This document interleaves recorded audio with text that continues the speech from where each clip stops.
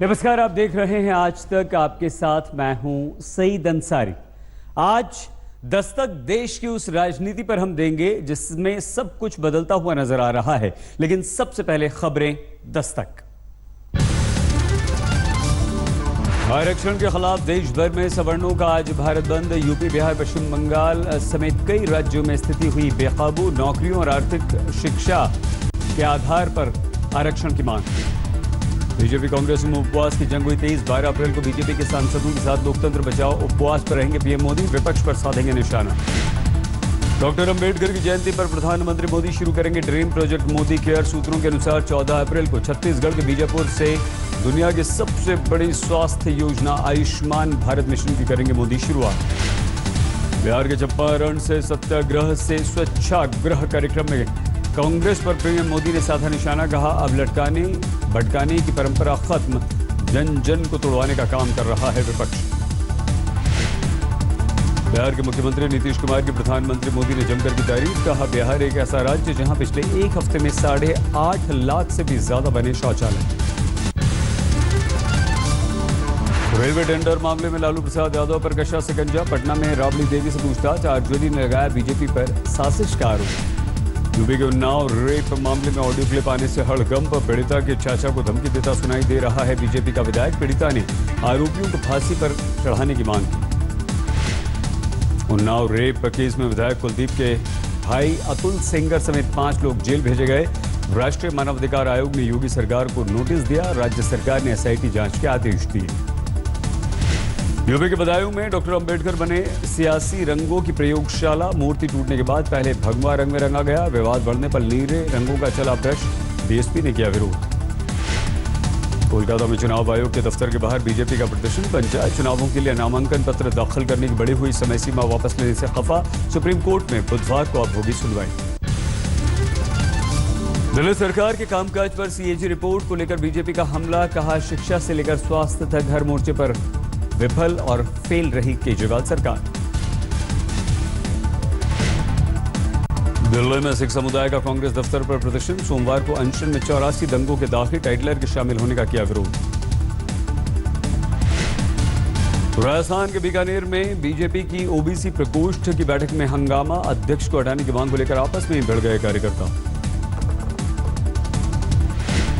पंजाब में सीबीएसई की 10वीं 12वीं की परीक्षा का ऐलान। 27 अप्रैल को परीक्षा। 2 अप्रैल को भारत बंद की वजह से करनी पड़ गई थी स्थगित। हैदराबाद में मुख्यमंत्री दफ्तर के बाहर किसान ने किया आत्महत्या की कोशिश। गंभीर अवस्था में अस्पताल में भर्ती।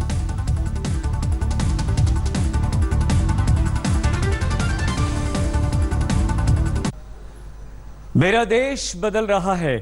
जी हां, बात तो तब उठेगी ही जब देश के प्रधानमंत्री नरेंद्र मोदी संसद में विपक्ष के आचरण के खिलाफ उपवास पर बैठ जाएं। 12 अप्रैल को प्रधानमंत्री नरेंद्र मोदी एक दिन का उपवास करेंगे। हालांकि उस दौरान वो कामकाज करते रहेंगे और बीजेपी का यह कहना है कि प्रधानमंत्री मोदी के साथ ही बीजेपी के तमाम सांसद भी उपवास पर बैठेंगे। और उसी कड़ी में बीजेपी अध्यक्ष अमित शाह कर्नाटक के हुबली में प्रधानमंत्री मोदी के नक्शे कदम पर चलेंगे।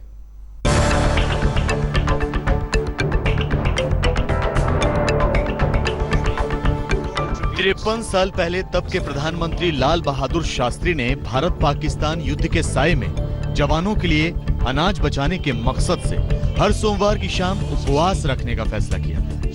अब प्रधानमंत्री नरेंद्र मोदी गुरुवार को उपवास रखेंगे। देश का लोकतंत्र को, उसके गले को दबाकर राजनीतिक रोटियां सेंकने की जो कांग्रेस पार्टी की जो आदत है, और वो कितना जन विरोधी है, कितना अलोकतांत्रिक है, ये जनता के समक्ष रखकर जनता का दबाव उन पर लगाना हमारे लिए बहुत अनिवार्य है। चुनाव के मौसम में अच्छी नियत से किया गया फैसला भी वोट के चश्मे से ही देखा जाने लगता है। जैसे सोमवार को जब राजघाट पर कांग्रेस अध्यक्ष राहुल गांधी ने 2 घंटे का उपवास किया, तो उनकी पार्टी के कुछ नेताओं के छोले भटूरे से पेट पूजा के साये में वो उपवास मजाक बन गया। अब प्रधानमंत्री कांग्रेस समेत विपक्ष के अलोकतांत्रिक रवैये के नाम पर उपवास कर रहे हैं, तो विपक्ष को ये नाटक लगता है। If they really want to do something, they are the government, they can do it. But I can't believe that any serious party would be doing that. Budget सत्र के दूसरे भाग में संसद का कामकाज बिल्कुल ठप रहा। कांग्रेस आरोप लगाती रही कि सरकार और खुद प्रधानमंत्री बुनियादी मुद्दों से भागते रहे, तो दूसरी तरफ बीजेपी को लगता है कि कांग्रेस ने जानबूझकर गैर जिम्मेदाराना रवैया संसद में अपनाया। अविश्वास प्रस्ताव आता है, विपक्ष के ही लोग अंदर आकर संसद को बंद कर देते हैं, चलने की स्थिति में नहीं लाते हैं, क्योंकि वो कहते हैं कि उन मुद्दों पर उन्हें प्रधानमंत्री का जवाब चाहिए। तो मिलेगा ना, चर्चा करेंगे तो सरकार जवाब जरूर देगी ना। हम अपना पक्ष रखेंगे, मगर चर्चा तो हो। कांग्रेस ने ही शुरुआत करी सेशन की बंद कराने की। You give in to the speaker or in the advisory committee meeting. You give as per procedure what is the point that you want to discuss under which particular rule. We are just sidelined. We are not allowed. वैसे 12 तारीख को BJP के सांसद देश के अलग अलग हिस्सों में उपवास करेंगे। खुद बीजेपी अध्यक्ष अमित शाह का उपवास हुबली में होगा, जो कर्नाटक में है।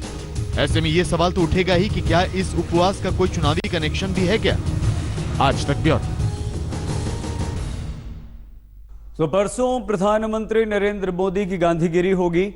वैसे आज प्रधानमंत्री मोदी बिहार में चंपारण की उस आंदोलनकारी भूमि पर भी गए जहां गांधी का पहला सत्याग्रह सफल हुआ था। प्रधानमंत्री नरेंद्र मोदी ने यहीं से स्वच्छाग्रह की शुरुआत की थी। लेकिन सवाल यह है कि गांधी जिन सवालों पर 100 साल पहले ब्रिटिश शासन से टकराए थे, वो सवाल आज भी अपने जवाब ढूंढ रहे हैं।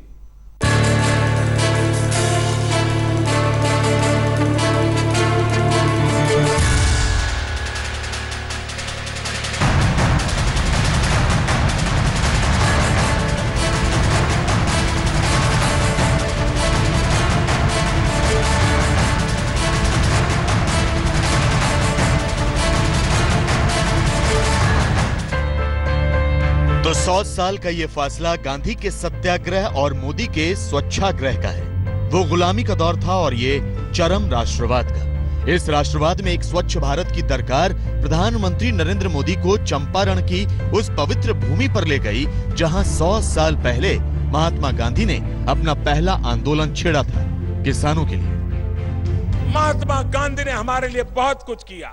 गांधी का एक सपना स्वच्छ भारत का पूरा करने के लिए हम भी प्रयास करें। यह काम सरकारी कार्यक्रम नहीं है, यह कार्यक्रम प्रधानमंत्री का नहीं है, यह कार्यक्रम मुख्यमंत्री का नहीं है, न ये राज्य और केंद्र सरकारों का है, यह 125 करोड़ देशवासियों का कार्यक्रम है। अगर इतिहास की धुंधली होती लकीर को कुरेदें तो 100 साल में वो बुनियादी सवाल नहीं बदले जिनके बारे में गांधी को अपनी अहिंसा और सत्य के आग्रह को ब्रिटिश हुकूमत की कसौटी पर बार बार चढ़ाना पड़ा। चंपारण के आंदोलन से लेकर आजादी तक पूरे 30 साल तक गांधी की लड़ाई के अहम मुद्दे किसान का दर्द, जाति का जहर और धर्म का उन्माद बने रहे। जातिवादी उच्च नीच स्पृश्य अस्पृश्य इस भावनाओं से देश को मुक्त कराना है। सांप्रदायिक तनावों से, संप्रदायवाद से इस देश को मुक्त कराना है। मोदी के सत्य और प्रधानमंत्री के सपने के बीच हम उन सवालों के बीच आपको ले चलते हैं जिनसे गुलाम भारत भी त्रस्त था, आजाद भारत भी परेशान है। 100 साल पहले गांधी ने वो आंदोलन ब्रिटिश हुकूमत की किसान विरोधी नीतियों के खिलाफ छेड़ा था, लेकिन आज गांधी के आजाद आंदोलन में किसान सड़कों पर। ठीक 1 महीना पहले किसानों का ये जत्था मुंबई पहुंचा था।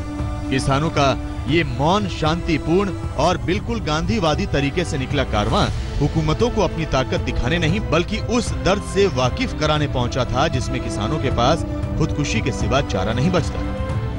आलम यह है कि दोगुनी आमदनी तो दूर की कौड़ी है। सरकार के मुताबिक ही 30 सितंबर 2016 तक किसानों पर कर्जा करीब 12,60,000 करोड़ रुपए था और इसका नतीजा ये है कि 2014 में जहां किसानों और खेतीहर मजदूरों की खुदकुशी का आंकड़ा 12,360 था, वो 2015 में बढ़कर 12,602 हो गया।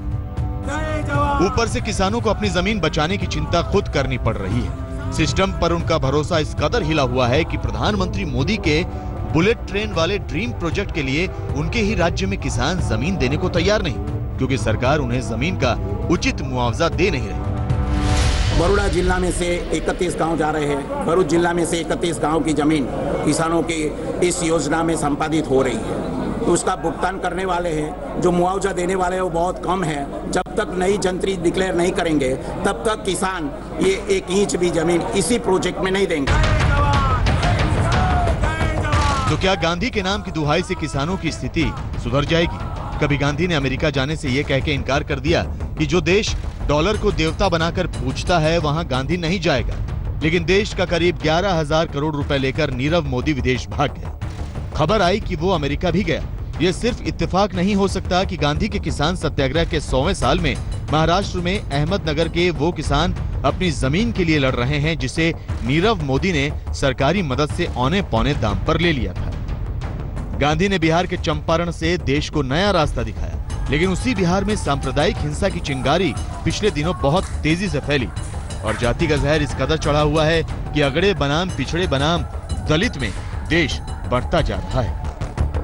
दलित एमपी मोदी जी को चिट्ठी लिख रहे हैं जी, पार्लियामेंट में आप उनसे बात करें। वो हमें भी बताते हैं कि मोदी जी कास्टिस्ट व्यक्ति हैं, मोदी जी एंटी दलित व्यक्ति हैं, मोदी जी के दिल में दलितों के लिए कोई जगह नहीं है। तो गांधी को अमर करने के लिए क्या किया जा सकता है? जाहिर है कि इन बुनियादी सवालों से ईमानदारी से टकराना होगा, लेकिन फिलहाल आप नारे से काम चलाइए।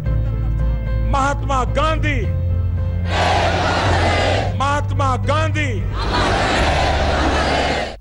मेरा देश बदल रहा है और इस तरह की संविधान बनाने वाले डॉक्टर भीमराव अंबेडकर की मूर्ति पर उनका सूट बदल दिया गया, उसका रंग बदल दिया गया। उत्तर प्रदेश में डॉक्टर अंबेडकर की एक मूर्ति पर भगवा रंग चढ़ा तो सवाल उठा कि क्या डॉक्टर अंबेडकर को हिंदुत्व की पहचान के रूप में पेश करने की ये कोशिश है। और ये सवाल इसलिए उठ रहा है कि अपने निधन से 2 महीने पहले ही डॉक्टर अंबेडकर हिंदू धर्म छोड़कर बौद्ध बन गए थे। हिंदू धर्म के बारे में उनकी क्या धारणा थी, उसके साए में देखिए हमारी ये विशेष रिपोर्ट। मैंने एक हिंदू के रूप में जन्म लिया क्योंकि इस पर मेरा कोई जोर नहीं था, लेकिन मैं एक हिंदू के रूप में मरूंगा नहीं।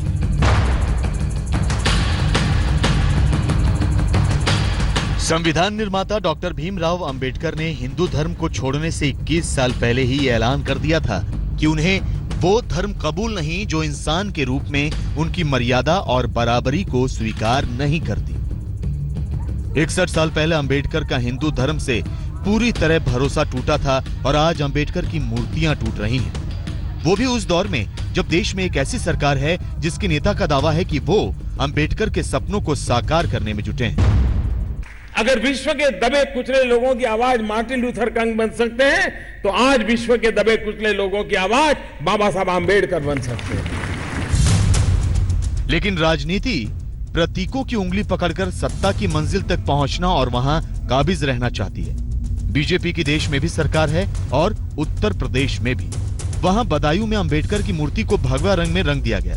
इस पर त्योरियां चढ़ी क्योंकि जिस भगवा रंग को बीजेपी और आरएसएस हिंदुत्व का रंग बताता है, उसके बारे में अंबेडकर की राय बेहद कड़वी थी। जब गांधी ने दलितों के मंदिर प्रवेश का समर्थन अंबेडकर से मांगा तो गांधी को अंबेडकर ने लिखा कि मैं महात्मा को ये भरोसा दिलाना चाहता हूँ कि ये महज हिंदुओं और हिंदुत्व की नाकामी नहीं है जिसने मुझ में नफरत और अपमान की भावना भरी है।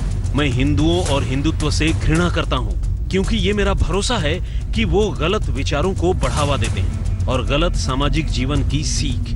मेरा हिंदुओं और हिंदुत्व से झगड़ा सिर्फ उनके सामाजिक आचरण की गड़बड़ी को लेकर ही नहीं है, बल्कि इससे ज्यादा बुनियादी सवालों की लड़ाई है।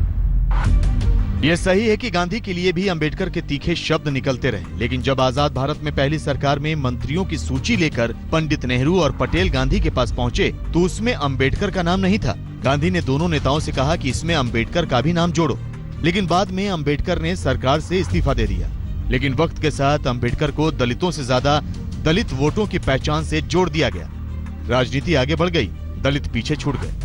11 अप्रैल को महान समाज सुधारक ज्योतिबा फुले जी की जयंती है। 14 अप्रैल को बाबा साहब आंबेडकर जी की जयंती है। ऐसे विशेष दिनों में लोगों को उस महान व्यक्ति के बारे में बताने के साथ ही स्वच्छता के प्रति आग्रह भी किया जा सकता है। सरकार चाहे जितना भरोसा दे, लेकिन ये सच है कि तमाम संवैधानिक कवच के बावजूद दलितों की जिंदगी हाशिए पर है।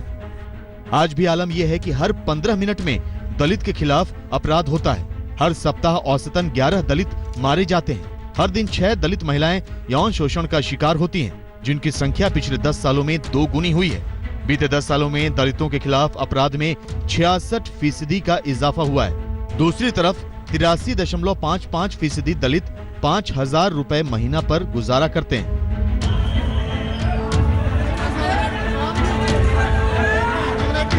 हम लोग का है आरक्षण खत्म करो, SC/ST एक्ट जो है उसको खत्म किया जाए। अंबेडकर ने जीते जी हिंदू धर्म में सामाजिक और आर्थिक भेदभाव के सवाल को बड़ी शिद्दत से उठाया और इस पर गांधी से टकराने में भी वो पीछे नहीं हटे। जबकि इससे कोई इनकार नहीं कर सकता कि गांधी भले दलित नहीं थे, लेकिन दलितों की बेहतरी के लिए उनसे मौलिक सोच वाला कोई नेता इस देश को मिला भी नहीं। गांधी भी कभी मंदिरों में नहीं गए, लेकिन अंबेडकर की तरह देवी देवताओं पर व्यंग नहीं किया। धर्म परिवर्तन करते हुए अंबेडकर ने कहा था कि ब्रह्मा, विष्णु और महेश में मेरी कोई आस्था नहीं होगी और न ही मैं उनकी पूजा करूंगा। राम और कृष्ण को भले ही अवतार माना जाता है, लेकिन मेरी आस्था उनमें भी नहीं है और मैं उनकी भी पूजा नहीं करूंगा। आज भले ही बीजेपी अंबेडकर को अपना प्रातः स्मरणीय महापुरुष बोल रही हो, लेकिन बीजेपी के आदर्शों में शुमार सावरकर के हिंदू राष्ट्र को उन्होंने वैसे ही खारिज कर दिया था जैसे जिन्ना के मुस्लिम राष्ट्र को। दस्तक में आज के लिए बस इतना ही। अपना बहुत ख्याल रखिएगा। बने रहिए हमारे साथ, देखते रहिए आज तक।